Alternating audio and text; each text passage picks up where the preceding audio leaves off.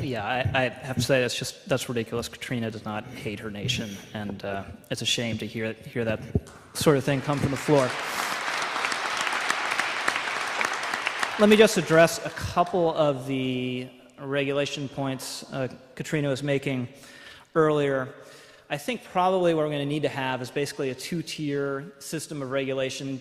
Those institutions that are deemed too big to fail, and I hope they're just that is not a too capacious definition that is just limited to a few genuinely big institutions, are going to have a stricter level of regulation, because if the government is effectively standing by you, because when you make disastrous mistakes, it's going to bail you out, it's only right that government have a larger say in how you go about your business. But I would just be extremely cautious about overestimating what regulation can do. After the S&L mess, we had a huge batch of new financial regulation. It didn't prevent what happened in this housing bubble. After the tech bubble in the late 90s and burst early in Bush's term, the guy gets all the luck, we had huge new regulations. Sarbanes-Oxley cost American business billions of dollars a year. Did it stop this housing bubble in this current crisis? No. So it's very likely whatever regulatory scheme we come up with is going to be backwards looking and is going to address the last problem rather than the next one. That's just unfortunately the way the world works. And I'd also caution very much about rejecting out of hand and root and branch the securitization of credit, which has genuinely over the last 30 years been the small d democratization of credit. It is generally has allocated credit more efficiently and made it possible for small entrepreneurs who aren't necessarily politically connected with their local banks or whatever to actually get the capital to create the amazing companies that characterize our economy at its best. And we really don't want to put a wet blanket over the dynamism of our economy. And I fear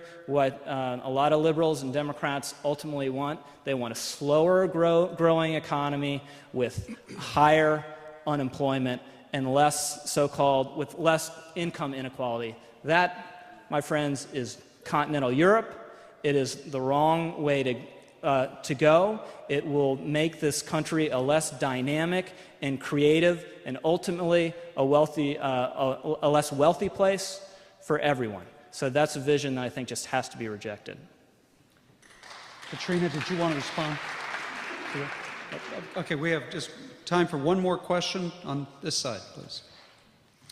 Hi, my name is David Hogmood, and thank you both for coming. I just was wondering if both or maybe one could comment on the forced resignation of CEO Nicholas Wagner from GM, and also the dangers that government intervention puts on free market economies.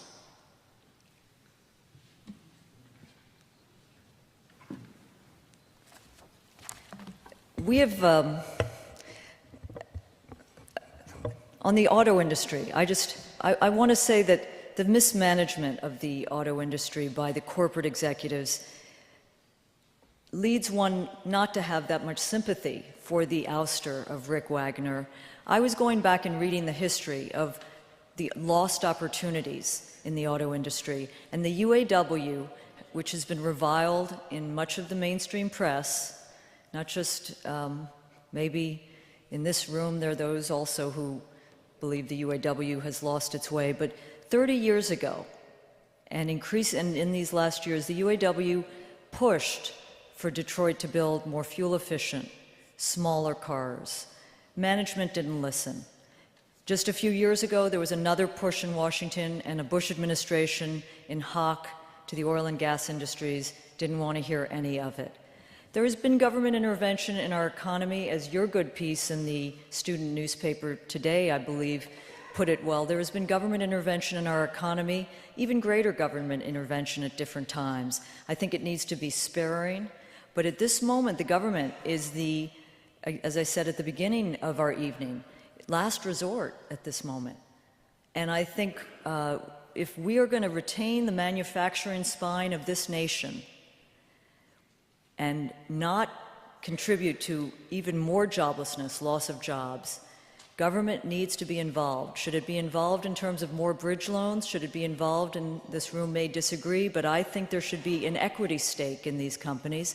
And Rich will flinch, but I believe that this nation needs what many Western industrialized countries have had over these years, which is an industrial policy, which would allow a kind of Marshall Plan to be done, bringing together, for example, governors from the states in this region who have similar problems, though Michigan has the highest unemployment, but to have a joint plan, joint planning, so you could have a transportation agenda, you could have a green jobs program, and you could marshal the great will, energy, innovation of this nation in a private-public partnership, which, for example, they have in Germany, which is run by a conservative leader at this time.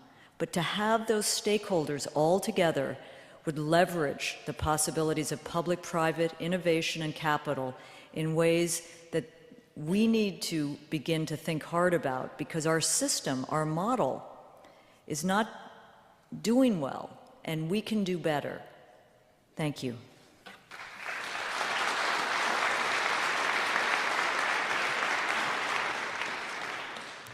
Okay, let the flinching begin. I don't know whether Wagner should be the CEO of GM or not. It's not my decision. I don't think it should be the decision of the government. And the problem with this level of government intervention is inevitably politics is going to intervene. And you're going to have decisions not made on a sound economic basis, but on the basis of politics. And I hate to say it, you can applaud. Thank you, sir. There's one out there. I lost my train. I was so distracted by this fulsome praise from my one applauder that anyway. So I think what should happen, unfortunately, to both GM and Chrysler, they should have gone into Chapter 11. It should have been a controlled process to the extent you can control it. If the government had to back it up with so-called DIP funding or by guaranteeing warranties, the way Obama has now talked about, fine, but let the process work through the way it's supposed to, and it does with every other company in the United States that's not a very super connected bank or an auto company that is politically important in a key state. That's just the way the system is supposed to work. And I really think if we don't unravel this government intervention very soon, what we're basically facing is a 1970s style economy, where you very likely are going to have inflation, or you're going to have over-regulation smothering competitiveness and productivity, and when you're going to have an industrial policy that is inherently politically driven and inefficient, and that doesn't work. And you might call it shared prosperity, but we experienced it in the 1970s. It was miserable for everyone, and it made everyone poorer.